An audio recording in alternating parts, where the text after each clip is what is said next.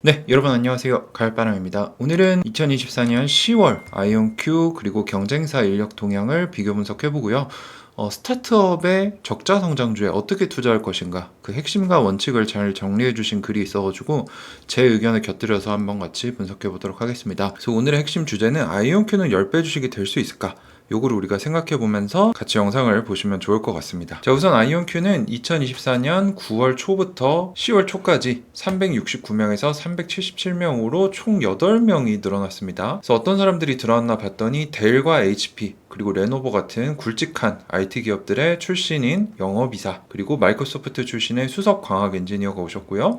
코헤렌트 콥이라는 이 광학 전문 회사 출신의 레이저 광학 엔지니어가 오셨고, 또 UC 버클리 물리학, 양자 컴퓨팅 박사 출신의 수석 엔지니어까지 들어오면서 이번 달은 뛰어난 인재들이 많이 들어오신 것 같아요. 그래서 지금 신규 입사자 트렌드를 보면은 15명 정도가 이제 평균치였는데 최근에 들어서 조금 줄었었죠. 근데 다시 올라왔습니다. 그래서 지난 한 달 동안 8명 정도 증가를 했고요. 꾸준히 증가하고 있는 모습을 보여주고 있다. 입사하신 분들 중에 석사급 이상인데 10년 정도 경력이 있거나 박사급인 핵심 인재들만 제가 소개를 드리고 있는데, 첫 번째 분은 프랜시 시나트라라는 분으로 좀 인도 계열이신 것 같죠. 이분 같은 경우는 차장급 광학 엔지니어인데 사우스 플로리다 대학교에서 바이오 엔지니어링, 바이오 메디컬 엔지니어링 석사학위를 가지고 계시고요. 이분 같은 경우는 드래퍼 연구소라는 곳에서 공학 엔지니어로 한 7년 정도 근무를 하시다가 마이크로소프트에서 거의 8년 동안 이제 광학 엔지니어로 근무를 하시다가 최근에 이제 아이온큐에 제가 최근에 다녀온 보셀 공장에 차장급 광학 엔지니어로 오셨습니다. 그래서 광학이 왜 중요하냐? 이제 이 양자 컴퓨터에서 특히 이온 트랩 같은 경우는 레이저를 활용해서 그 이온의 빛을 쏴서 그 큐비트 상태를 제어하기 때문에 광학이 굉장히 중요합니다. 그래서 이런 광학 전문가들이 꼭 필요하다는 거죠. 자, 그리고 이사급 영업 인력, 이제 부장급보다는 위인데 상무급 아래 그 사이에 있는 팀장 정도로 볼 수 있겠죠. 영업 쪽 분이 오셨는데 데이비 위아스라는 분이 오셨는데 이분은 또 텍사스 출신이시더라고요. 그래서 텍사스 주립대학교에서 재무 쪽을 전공을 하셨고, 이분 같은 경우는 델에서 지역 매니저를 하시다가 HP에서 또 매니저, 그리고 레노버에서는 수석 영업 디렉터 이사로 계시다가 UDT라는 텍사스에 있는 기업에서 영업 상무까지 하시다가 이제는 아이온큐에 오셔서 SLED 수석 이사로 오셨는데, SLED가 뭔가 해서 찾아봤더니 영업도 여러 분야가 나뉘어져 있잖아요. 공공이냐 아니면 민간이냐 이런 건데, 이분 같은 경우는 이제 스테이트, 로컬, 에듀케이션 이쪽을 좀 전문적으로 하는 영업 이사신 것 같습니다. 베테랑이 오신 거죠. 그래서 굉장히 좋은 분이 또 영업을 돕기 위해서 오셨고, 다음은 차부장급 광학 엔지니어입니다. 이분 같은 경우는 루체스터 공학대학에서 석사학위를 따셨더라고요. 그래서 또 굉장히 필요한 인재가 보셀 공장에 들어가게 되셨습니다. 그래서 보셀 공장에 양자 컴퓨터 제조하고 있기 때문에 이런 엔지니어들, 광학 엔지니어가 많이 필요하죠. 스리잔 샤마, 이분 역시 그 인도 이쪽 계열이신 것 같아요. 이분 같은 경우는 코헤렌트라는 제가 최근에 시애틀에 갔을 때 거기에 오셨던 이제 마이크로소프트 다니고 계시는 박사님께서 이 얘기를 해주셨어요. 광학이 굉장히 중요하기 때문에 이 코헤렌트라는 기업 공부도 한번 해보셔라라고 하셨는데, 공교롭게 이 회사의 레이저 제조 그리고 광학 엔지니어로 거의 8년 근무를 하신 베테랑이 또 아이온큐의 차부장급 엔지니어로 오게 되신 거죠.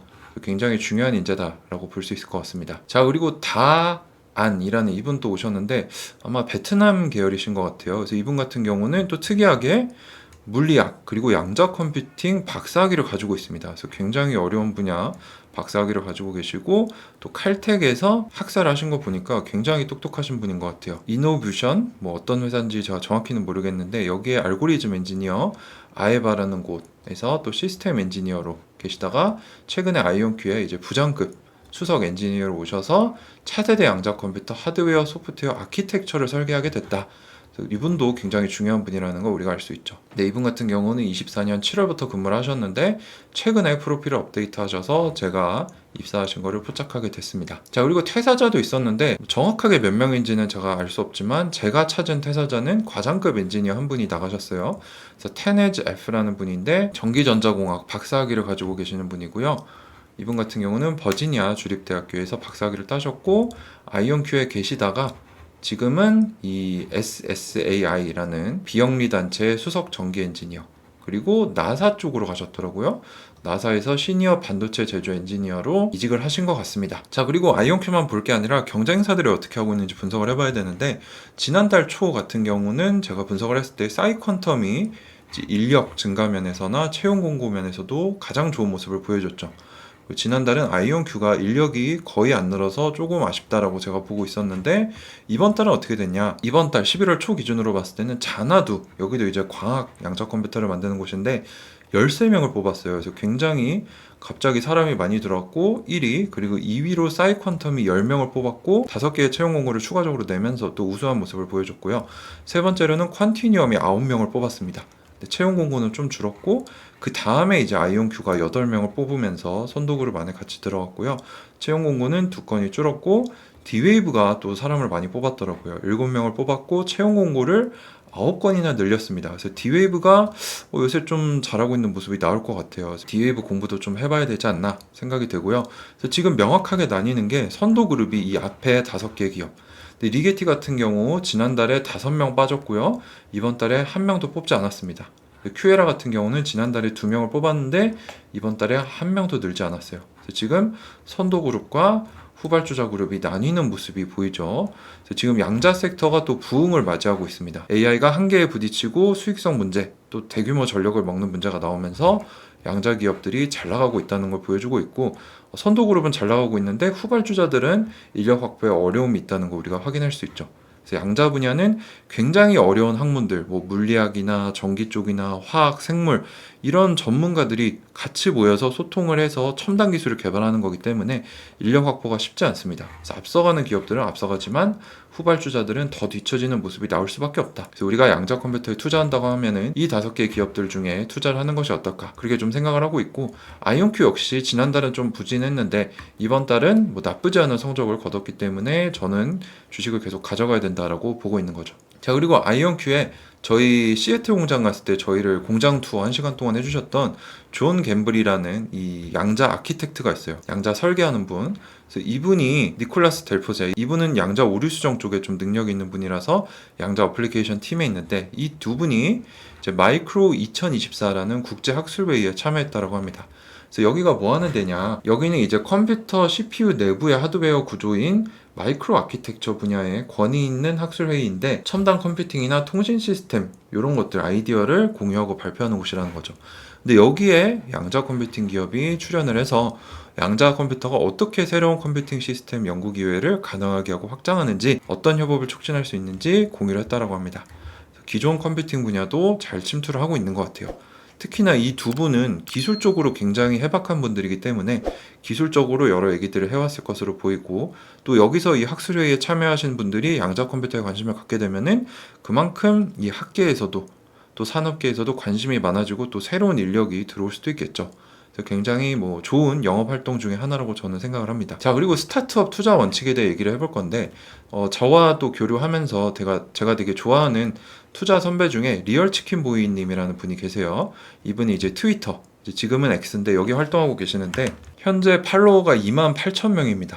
굉장히 영향력이 있는 투자 분야 인플루언서시죠. 그래서 이분이 또 굉장히 좋은 얘기를 올려주셔서 한번 얘기를 해볼 건데, 이분이 팔란티어 평단이 6불 중반입니다. 지금 팔란티어 51불이거든요. 그러면 지금 거의 8배를 달성을 하신 거예요. 그래서 이거는 실적 잘 나와서 또 폭등하기 전날에 찍으신 거라서 그런데 8배를 달성을 했다는 거는 이 사람이 상당히 실력이 있다라고 저는 보거든요. 그래서 먼저 이분이 실력이 있다는 걸 제가 말씀을 드리고, 이분이 뭐라고 했냐, 스타트업, 특히 신기술을 활용하는 기업의 경우 아래의 투자 원칙을 가져야 된다. 정부 정책과 자금 지원을 받는가, 지원을 받으면서 이 회사의 기술이 효용성이 있는지가 증명이 되는가, 효용성이 나오면 상업성을 가지게 되는지 확인을 해야 되고, 시장에서 필요한 상업성을 갖추게 된다면 진출할 계획, 즉 뭐 마케팅이나 영업을 잘하고 있는가, 지금 제가 하고 있는 거죠, 아이온큐에서. 그래서 이분이 이거를 팔란티어에 적용을 해서 8배의 수익을 냈다는 거죠. 그래서 여기서 이분이 말하는 상업성이란 이 기술이 필요하고 대체되기 쉽지 않고 정부 지원 없이도 결과적으로 민간 투자로 성공할 수 있어야 되고 저렴해질 수 있는가.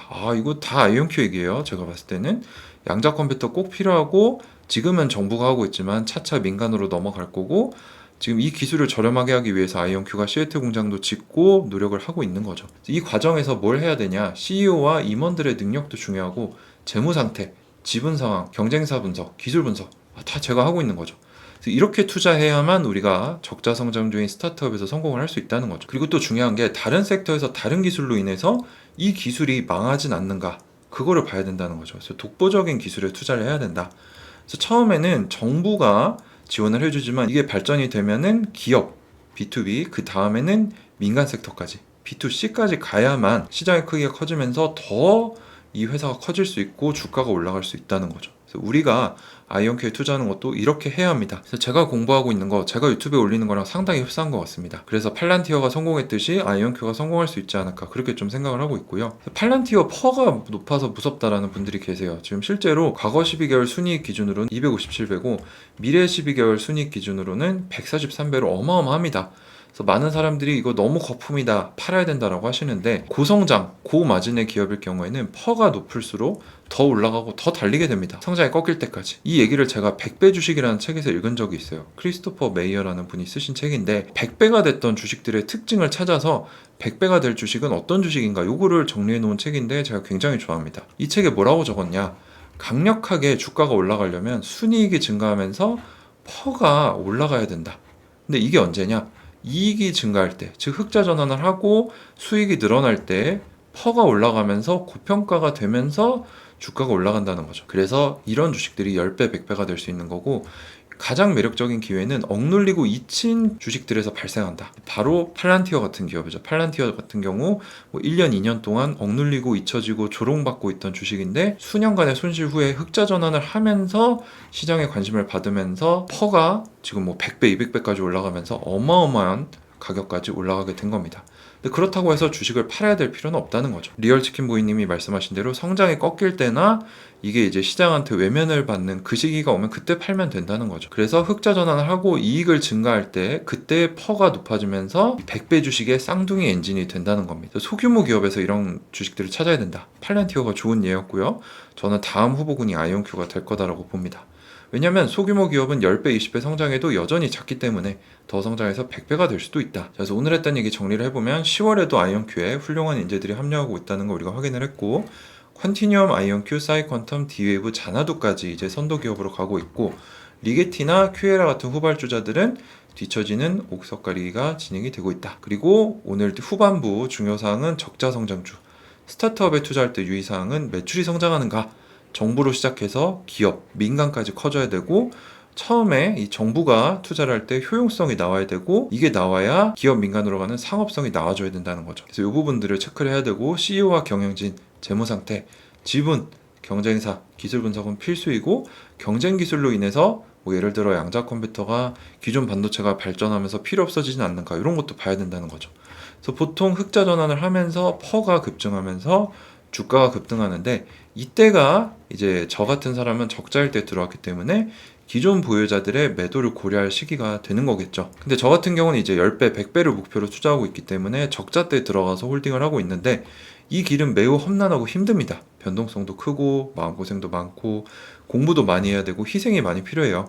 그래서 저는 공격적인 투자자이기 때문에 이렇게 하지만, 이제 시청자분들께서는 나는 저렇게 하고 싶지 않다라고 하시면은 거꾸로 흑자 전환 후에 투자하셔도 늦지 않는다 라는 얘기, 얼마 전에 이제 트레이더로 크게 성공하신 고든님께서도 해주신 얘기죠. 그래서 각자 본인에게 맞는 전략을 선택해서 그거에 맞는 매매를 하시면 되는 겁니다. 그래서 그거는 여러분들 스스로 판단하시면 좋을 것 같아요. 자, 그래서 오늘 아이온큐 10배 주식이 될 수 있는가? 제가 봤을 때는 충분히, 아까 팔란티어가 지금 저점 대비 한 9배 올랐거든요. 거의 10배거가 됐는데, 그 팔란티어의 조건은 아이온큐도 저는 갖추고 있다고 생각을 해요. 근데 물론 판단은 여러분들이 스스로 지혜롭게 하시면 좋을 것 같습니다. 네, 오늘도 영상 도움이 되셨다면 구독과 좋아요 한 번씩 부탁드리고요. 다음 시간에 더 좋은 정보로 찾아오도록 하겠습니다. 감사합니다. 가을바람이었습니다.